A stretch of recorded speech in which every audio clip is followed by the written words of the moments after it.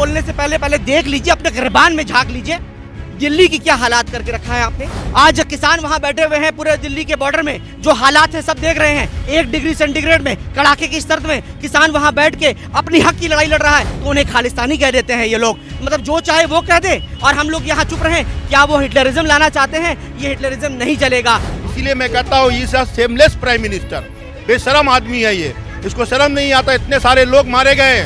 जिस तरीके से कॉन्स्टिट्यूशन चला रहा है बिल्कुल नाजायज है। कि जय श्री राम बोलिए या दारे तकबीर बोलिए, कुछ भी बोल लीजिए, इसको पॉलिटिकली यूज नहीं किया जा सकता। आज किसान बैठे हुए हैं, उनके लिए उनके सीने में दर्द नहीं है, पत्थर लेके बैठे हुए, मगर आज जब अदानी और अंबानी के घर पे कुछ हो जाएगा ना, तो देखिएगा सबसे पहले प्रधानमंत्री वहां पहुंच जाएंगे। अगर हमारे प्राइम मिनिस्टर हॉलीवुड में होते, मैं गारंटी के साथ कहता हूँ कि ये हर साल ऑस्कर का बेस्ट अवार्ड जीतते।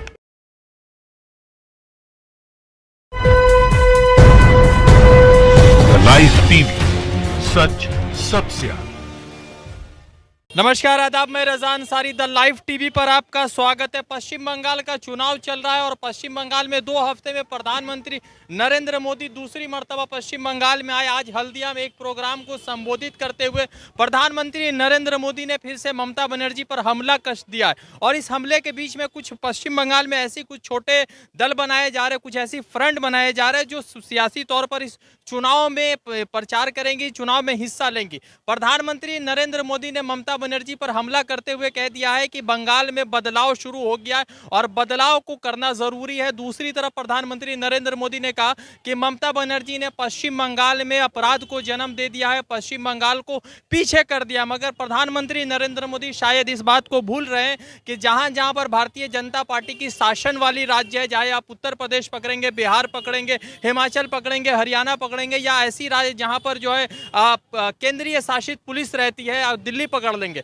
तो वहां पर क्राइम रेट जो है बहुत ज्यादा होता है। पश्चिम बंगाल इस मामले में जो है थोड़ा सा महफूज है। अब देखते हैं कि आम जनता से बातचीत करते हैं कि आज जो प्रधानमंत्री नरेंद्र मोदी का हल्दिया विजिट रहा है वो किस तरह से जो है आप कह सकते हैं कि चुनावी प्रचार हो गया और प्रधानमंत्री Narendra Modi as a BJP के प्रचारक के तौर पर लोगों के बीच में, और साथ ही साथ 23 जनवरी को जिस तरह से वहां पे विक्टोरिया मेमोरियल में प्रधानमंत्री नरेंद्र मोदी की मौजूदगी में ममता बनर्जी के आगमन पर जय श्री राम का नारा लगा, तो उस पर लेकर पूरे देश भर में जो है एक नया बहस छिड़ गया कि सरकारी प्रोग्राम में मिनिस्ट्री की तरफ से जय श्री राम का नारा क्यों लगाया गया। तो आम व्यक्ति है, सियासी तौर पर कुछ लोग हैं, नुक्कड़ पे आए हुए हैं। द लाइव टीवी की टीम यहाँ पर है, तो कुछ आम व्यक्तियों से बातचीत करेंगे। क्या नाम हुआ आपका? राफेज सिद्दीकी। अच्छा, राफेज सिद्दीकी साहब, ये बताइए कि पश्चिम बंगाल में चुनाव है, प्रधानमंत्री नरेंद्र मोदी हल्दिया में आए हुए हैं, उन्होंने ममता बनर्जी के ऊपर हमला कर दिया है कि बदलाव शुरू हो गया, तो लगता है कि बदलाव है? नहीं, वो हमला जो कर रहे हैं किस बेसिस पे कर रहे हैं हमला, उनसे सवाल करना चाहिए कि आप किस बेसिस पे हमला कर रहे हैं। पहले अपने गिरबान पे जो है वो नज़र डालें, जिस तौर पे यूपी की हालात है और बिहार की हालात है और जहाँ जहाँ उनकी सरकार है क्या हाल है। आप जो है किसी और पे उंगली उठा रहे हैं, उंगली उठाने से पहले अपने तरफ जो है ध्यान देना चाहिए। आप अपने तरफ देख ही नहीं रहे हैं। जिस तरह से क्राइम रेट यूपी में बढ़ता चला जा रहा है, जिस तरह से बिहार में क्राइम रेट बढ़ता चला जा रहा है, और वो कहते हैं कि बंगाल में ये हालात है। अरे बोलने से पहले पहले देख लीजिए, अपने गिरबान में झांक लीजिए, दिल्ली की क्या हालात करके रखा है आपने। आपकी पुलिस जो दिल्ली को कंट्रोल करती है, जिस तरह से आप लोग जो है वहाँ यूएपी और इस सब चीज़ का नहीं है का गलत इस्तेमाल करते चले आ रहे हैं, और आप कहते हैं कि बंगाल की हालात खराब है। अपने प्रदेश में पहले देखिए, जहाँ जहाँ आपकी सरकार है, योगी सरकार क्या कर रही है। राम राज्य लाने की बात कर रही थी, आज रावण राज लेकर आई है वहाँ पे, और जो कहते हैं कि बंगाल की हालात खराब है। पहले अपने गिरबान में देख लें, उसके बाद बात करें। इस तरीके से मेरा 60 साल उम्र में किसी प्राइम मिनिस्टर को इस टाइप का हरकत करते हुए देखा नहीं है। जब एक किसान, हम भी किसान से है, और इसका किसान का 60% आदमी फौज में है, तो वो क्या सोच रहे हैं मोदी जी, जो गोली मारेगा किसान को नहीं मार सकता। उसका फादर खड़ा है, किसान उसका फादर है, मम्मी उसका खड़ा है, और वो गोली नहीं चला सकता है। ये प्राइम मिनिस्टर को मालूम होना चाहिए, ये 100 साल होना चाहिए, और ये जो रिलीजियस डिवाइडेशन माइंड का काम करता है, ये ठीक नहीं है। हल्दिया में जिस तरह से पीएम मोदी ने कहा कि यहाँ पर आतंक जुर्म बढ़ गया और प्रधानमंत्री नरेंद्र मोदी ने ये इल्ज़ाम लगाया कि ममता बनर्जी उन लोगों के खिलाफ है जो हिंदुस्तान को तोड़ने की बात करें, यानी आप समझ सकते हैं कि वो स्टूडेंट जो आज़ादी का नारा लगा रहा हो या सीए एनआरसी में जो है प्रदर्शन कर रहा हो, तो ममता बनर्जी के ऊपर ये इल्ज़ाम लगाए, तो ये इल्ज़ाम क्या सच में एग्जिस्ट करता है? नहीं, पहली बात तो ये है कि बीजेपी सरकार अगर स्टूडेंट एजिटेशन करता है तो वो टेररिस्ट हो जाता है या फिर एंटी नेशनल हो जाता है, मुसलमान करे तो वो टेररिस्ट हो जाता है या पाकिस्तानी हो जाता है। आज किसान वहाँ बैठे हुए हैं पूरे दिल्ली के बॉर्डर में, जो हालात हैं सब देख रहे हैं, 1 डिग्री सेंटीग्रेड में कड़ाके की सर्द में किसान वहाँ बैठ के अपनी हक की लड़ाई लड़ रहा है, तो उन्हें खालिस्तानी कह देते हैं ये लोग। मतलब जो चाहे वो कह दें और हम लोग यहाँ चुप रहें। क्या वो हिटलरिज्म लाना चाहते हैं? ये हिटलरिज्म नहीं चलेगा। और अगर कोई उनके हक में आवाज़ उठाता है तो वो भी एंटी नेशनल हो जाता है। अच्छा, ये एक तरफ उत्तराखंड में बर्फ का ग्लेशियर जो है टूटता है, काफ़ी सारे लोग फंस गए हैं, बहुत सारे लोगों की जान गई है, कोई अपडेट अब तक नहीं आया। दूसरी तरफ प्रधानमंत्री आसाम में और बिहार में अपना पॉलिटिकल रैली, आसाम में और बंगाल में पॉलिटिकल रैली को संबोधित करते हैं। देखिए, इससे पहले पुलवामा में जो बम ब्लास्ट हुआ था तो हमारे प्राइम मिनिस्टर वहाँ पे शूटिंग कर रहे थे और कई घंटों के बाद वो शूटिंग करके शहीदों के लाश पे आए। इसीलिए मैं कहता हूँ ये सेमलेस प्राइम मिनिस्टर, बेशरम आदमी है ये, इसको शर्म नहीं आता। इतने सारे लोग मारे गए हैं और यहाँ पर जो है चुनावी प्रचार कर रहा है। अगर हमारे प्राइम मिनिस्टर हॉलीवुड में होते, मैं गारंटी के साथ कहता हूँ कि ये हर साल ऑस्कर का बेस्ट अवार्ड जीतते, बेस्ट एक्टर का अवार्ड जीतते। नाचने आता नहीं इनको बड़ा अच्छा एक्टिंग आता है और ये दुनिया का 1 नंबर एक्टर होते, हर साल ऑस्कर जीतते। अच्छा, एक बात बताइए कि अभी पीएम मोदी आज हल्दिया में आए हुए थे और पीएम मोदी ने कहा है कि ममता बनर्जी ने पश्चिम बंगाल को पीछे ढकेल दिया। देखिए, मैं सेंट्रल का एम्प्लॉय 15 साल था, हम फौज में था, तो मतलब 16 साल मैं सेंट्रल का काम किया हूँ। इतना प्राइम मिनिस्टर हमने देखा, इतना गवर्नर हमने देखा, ठीक है, वो लोग का हलचल का साथ हम खुद साक्षी है। प्राइम मिनिस्टर के साथ बोलो, इंदिरा गांधी का साथ बोलो, गवर्नर का साथ बोलो, हम साक्षी खुद है। लेकिन प्रेजेंट कंडीशन में ये जो मोदी साहब और गवर्नर साहब जिस तरीके से कॉन्स्टिट्यूशन चला रहा है, बिल्कुल नाजायज है, बिल्कुल नाजायज तरीका से ये कॉन्स्टिट्यूशन चला रहा है। आज उसको वोट जनता ने दिया है, लेकिन 3 साल का बाद प्राइम मिनिस्टर चेंज होने वाला होगा, वह होगा। जय श्री राम का नारा जो है अब जो है धार्मिक नारा के बजाय जो है यह पॉलिटिकल नारा बनता चला जा रहा है। इससे अफसोसनाक बात क्या हो सकता है कि हमारा कॉन्स्टिट्यूशन जो एक सेकुलर कॉन्स्टिट्यूशन है, हमारा देश जो एक सेकुलर देश है, जहां हिंदू, मुस्लिम, सिख, ईसाई सब मिलकर एक साथ रहते हैं और अपने अपने धर्म को प्रैक्टिस करने की हमें इजाज़त है। आप बोलो ना जय श्री राम, कौन मना करता है? ज़रूर बोलिए, आप मंदिर में जाके बोलिए, आप जहाँ जहाँ उसके जगह है वहाँ जाके बोलिए, मगर इसको पॉलिटिसाइज कर देना, इससे सख्त, इससे ज़्यादा गुनाह की बात नहीं हो सकती कि जय श्री राम बोलिए या नारे तकबीर बोलिए, कुछ भी बोल लीजिए, इसको पॉलिटिकली यूज नहीं किया जा सकता। सबको लेके चलना चाहिए। इंडिया सेक्युलर है, हिंदू, मुस्लिम, ईसाई, हम लोग सब एक साथ जिंदगी बिताया। हम खुद फौज में मस्जिद, मंदिर, गुरुद्वारा सब एक साथ देखते हुए हम लोग जिंदगी बिताया। तो इस टाइम में अगर मोदी जी सोचता है जो हम सिर्फ हिंदू राष्ट्र बना के ये जो मैकेनिज्म कर देंगे और इंडस्ट्रियल को डेवलप कर देंगे, ऐसा नहीं हो सकता। बेसिक चीज वो छोड़ नहीं सकता, बेसिक है, किसान बेसिक है, बेसिक को लेके उसको चलना होगा।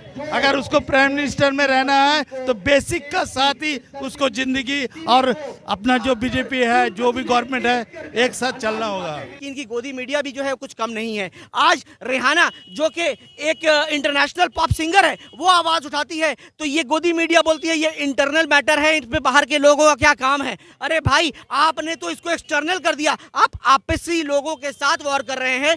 एक वॉशिंगटन पोस्ट का न्यूज था, हेडलाइंस थी कि India is war with itself. आपस में आप किससे लड़ाई कर रहे हैं? किसान से, जो हमारे अन्नदाता हैं, किसान से जो हिंदुस्तान की छाती को खोद कर खून पसीना एक करके अनाज निकालती है, आप उनसे लड़ाई कर रहे हैं। 10 साल में पश्चिम बंगाल में ममता बनर्जी के शासन में किस तरह का बदलाव है यहाँ पे? नहीं, बदलाव की बात आप बाद में करें। 2014 से ये सरकार पूरे हिंदुस्तान में राज कर रही है। आप ये बताएं क्या बदलाव लाया? इनका जो एजेंडा था, जो उस एजेंडे में इन्होंने कहा था कि पेट्रोल का दाम कम कर देंगे, हम 45 रुपए में पेट्रोल कर देंगे, आज जो है पेट्रोल का दाम 90 रुपए से ऊपर चला गया। पतंजलि का पेट्रोल नहीं ले रहा है, 34 रुपए बिक रहा है। पतंजलि कुछ भी कर सकता है, गौमूत्र मिला के वो कुछ भी कर दे, वो कोई फर्क नहीं पड़ता। गौमूत्र वाला पेट्रोल कोई इस्तेमाल नहीं करने वाला है। रियल बात कीजिए ना आप वो कहते थे हर साल 2 करोड़ नौकरियां देंगे, 2 करोड़ नौकरियां देने की तो बात जरूर की है, और ये कहते हैं कि आत्मनिर्भर बन जाओ, और जो MBA है और जो इंजीनियर्स हैं इनको कहते हैं पकौड़े बनाओ, पकौड़े बनाने की बात कर रहे हैं अब ये। और ये इस तरह से क्या नौकरियां देंगे? इन्होंने कहा था कि अच्छे दिन आ जाएंगे, इतने अच्छे दिन आए कि लॉकडाउन जब आया तो हमारे मजदूर हजरात जो है वो बेचारे कई 100 किलोमीटर जो है पैदल चलते चलते पैर में छाले पड़ गए, खून निकल गए, और कई लोग उसी तरह जो है दम तोड़ दिया। उनके लिए गाड़ियों का इंतजाम नहीं किया, ट्रेन का इंतजाम नहीं किया, कुछ भी सहूलतें उनको नहीं दी गई। प्रधानमंत्री तो चार्टर प्लेन से आ ही रहे हैं, तो फिर आम जनता के लिए क्या जरूरत? चार्टर प्लेन की बात करते हैं, जब यहाँ से कुछ MLA, बंगाल के कुछ MLA जो है जब दल बदल करने के लिए, बीजेपी में जाने के लिए उनको जो है जब वो जाते हैं तो उनके लिए स्पेशल चार्टर प्लेन का इंतजाम किया जाता है, उनके लिए करोड़ों रुपए का इंतजाम कर सकते हैं। आज किसान बैठे हुए हैं, उनके लिए उनके सीने में दर्द नहीं है, पत्थर लेके बैठे हुए, मगर आज जब अदानी और अंबानी के घर पे कुछ हो जाएगा ना तो देखिएगा सबसे पहले प्रधानमंत्री वहां पहुंच जाएंगे। ममता बनर्जी के इतने सारे लीडर इधर से उधर जा रहे हैं, तो सवाल तो उठ गया है ना कि ममता बनर्जी के इतने जो भरोसेमंद लोग हैं वो जा रहे हैं, तो पार्टी कैसे मजबूत है? देखिए, जब तृणमूल कांग्रेस बना था तो उस वक्त कोई लीडर नहीं था। आज बंगाल के लोग सिर्फ ममता बनर्जी को पहचानते हैं और उन पे भरोसा करते हैं। जितने गलत लोग पार्टी में ढुक गए थे, ये लोग जितना निकलेंगे पार्टी उतना ही मजबूत होगा। और मैं कहना चाहता हूँ कि आने वाला इलेक्शन में बंगाल की जनता बहुत समझदार है और यहाँ के हर लोग राजनीति जानते समझते हैं, इनकी छलावा में आने वाला नहीं है, और पहले से ज़्यादा सीट लेकर तृणमूल कांग्रेस सरकार में आएगी। अच्छा, यह पश्चिम बंगाल में ममता बनर्जी के बहुत सारे साथी जो है बीजेपी में चले गए, तो ममता कमज़ोर पड़ी है या ममता वैसी मजबूत है जो जैसे 2016 में थी या 2009 अब 10 में पकड़ ली, 11 में पकड़ ली? नहीं, यही सवाल तो हम कर रहे हैं कि हम क्या भरोसा करें ऐसे लोगों पे जो दगाबाज हैं। आज हमसे वोट लेकर वो एक पार्टी में रहते हैं और कल बिक जाते हैं, तो वो क्या गारंटी है कि वो लोग जो हैं कल भी रहेंगे नहीं? इनसे बॉन्ड साइन कराया जाए कि वो कभी जो है बॉन्ड कराए, पार्टी कराए, पार्टी कराए। मैंने देखा है कि काउंसलर के खिलाफ बोलने के लिए आम जनता में हिम्मत नहीं है, तो किसी MLA से बॉन्ड कौन साइन कराएगा? नहीं, पार्टी की सुप्रीमो कराए, पार्टी की सुप्रीमो कराए इनसे बॉन्ड की, ये कभी जो है दूसरी पार्टी में नहीं जाएंगे, बिकेंगे नहीं, ताकि इनके ऊपर केस किया जाए सुप्रीम कोर्ट में, इनसे आवाज उठाई जाए, इनको पकड़ी जाए इनकी गलतियों को। आज जो है वो यहाँ पे जो है वोट लेते हैं हमारा, और जो है कल जो है बीजेपी में चले जाते हैं। इसकी क्या गारंटी है कि इस इलेक्शन के बाद जो है वो बीजेपी में नहीं जाएंगे? आज वो आ जाएंगे TMC के टिकट में या लेफ्ट फ्रंट के टिकट में, किसी के टिकट में भी आके जो है लड़ाई लड़ेंगे, हमसे वोट मांग लेंगे सेकुलर बन के, और कल फिर जो है वो उनको खरीद लिया जाएगा कई हजार करोड़ रुपए देके या कई 100 करोड़ रुपए देके, और वो बीजेपी में। इसकी क्या गारंटी है? गारंटी ये होना चाहिए कि उनसे बॉन्ड साइन कराया जाए, ताकि कल उनको जो है एंटी डिफेक्शन के ऊपर वो पकड़ा जाए उनको। अच्छा, ये बताइए कि पश्चिम बंगाल में चुनाव चल रहा है, प्रधानमंत्री नरेंद्र मोदी लगातार ममता बनर्जी पर हमला कर रहे हैं, कटाक्ष कर रहे हैं, और इस हमले में ये बता दिया गया है कि ममता बनर्जी ऐसे लोगों के समर्थन में है जो हिंदुस्तान को तोड़ने की बात कर रहे हैं, तो ऐसा लगता है कि यहाँ पे ऐसा ममता कर रही हैं? देखिए, सबसे पहले मैं ये कहना चाहता हूँ कि हमारा जो प्राइम मिनिस्टर है, इसे कहते हैं सेमलेस प्राइम मिनिस्टर। मैं इसलिए कह रहा हूँ कि वो किसान की बात करते हैं। जो किसान पिछले 70 दिनों से ठंड में जो है मर रहे हैं, 200 किसान अब तक मारे जा चुके हैं, 200 मोर और लेस किसान ठंड से मारे गए हैं, उनको कान में जूं तक नहीं जाता। उन्होंने कहा था कि मैं 2 करोड़ हर साल में नौकरी दूंगा, और बंगाल में कहते हैं बेरोजगारी की बात करते हैं, कहते हैं डबल इंजन की सरकार लाओ यहाँ रोजगार होगा। तो भैया, डबल इंजन की सरकार तो बिहार में है, सबसे ज़्यादा माइग्रेंट, सबसे ज़्यादा एरोप्लेन तो बिहार में ही चल रहा है, देखे नहीं आप? हवा में नहीं देखते? देखिए, प्लेन तो चल रहा है, सबसे ज़्यादा माइग्रेंट लेबर पूरे इंडिया में, हिंदुस्तान में बिहार यूपी के हैं, तो वहाँ तो आपने कुछ नहीं किया। प्रधानमंत्री ने कह रहे हैं, नरेंद्र मोदी ने आज हल्दिया में कहा है कि 10 सालों में ममता बनर्जी ने यहाँ पर अपराध बढ़ा दिया है, बेरोजगारी बढ़ा दिया, किसानों की हालत को खराब कर दिया, और ममता बनर्जी ऐसे लोगों के साथ खड़ी है जो देश को तोड़ने की बात करती है। वो तो झूठ बोल के जा रहा, सरासल गलत बोल के जा रहा। उसको बंगाल में घूरने बोलिए, उसको गली गली में घूरने बोलिए कि यहाँ कितना ममता बनर्जी का चाहत है। ममता बनर्जी है, ममता बनर्जी थी, ममता बनर्जी रहेगी, और कोई नहीं रहेगा, और कोई नहीं रहेगा, सिर्फ ममता ही बनर्जी रहेगी। आप लोग किसको वोट कर रहे हैं? हम लोग TMC को कर रहे हैं। हम लोग टीएमसी को देते हैं, टीएमसी को देंगे, हम लोग टीएमसी का वर्कर है। मैं गांव का आदमी हूँ, मुर्शिदाबाद मेरा गांव है। वहाँ पर मैं 20 साल के बाद गया, आज जाके ये जो 7 साल का तृणमूल का काम है ये वन है। आज भी ममता दी जो महीना महीना में गेहूं चावल दे रहा है, अरे जो 5 लाख का इंश्योरेंस दिया है। मैं हर एक स्टेट घूमा हूँ, हर एक स्टेट का तजुर्बा है मेरे पास। इंदिरा गांधी जब मरा तब भी मैं फौज में था। ये स्टेट का मंत्री जो ममता दी जो दिया है बंगाल को, शायद कोई भी स्टेट का प्राइम मिनिस्टर दे नहीं सकता। एक गारंटी है, ये मेरा गारंटी है। एक अकेली महिला बीजेपी से लड़ सकती है ममता बनर्जी? देखिए, ममता बनर्जी ने 34 साल वाम फ्रंट सरकार को उखाड़ के फेंका आंदोलन से। ये जमीन से आई है, ये डरने वाली नहीं है, ये बंगाल की शेरनी है। ऐसे ऐसे 10 मोदी को जो है पछाड़ देंगी वो। ये हम बंगाल के जनता का भरोसा है। कुश्ती करवा लिया जाए। कुश्ती चल रहा है और आने वाला इलेक्शन में इसका जवाब मोदी को मिलेगा। अच्छा, क्या नाम है आपका? मेरा नाम शकील भाई है। थोड़ा सा लग रहा है कि बहुत सुकून से समझ रहे थे, तो पश्चिम बंगाल में क्या चल रहा है राजनीति में इस बार? राजनीति में ममता बनर्जी रहेगी। ममता बनर्जी पहले से जितना सीट लाई थी उससे बेसी सीट लाएगी। हाँ, 235 आया था तो 200 सीट लाएगी अभी। तो 35 सीट तो कम हुआ ना, तो ममता बनर्जी तो कमजोर हुई।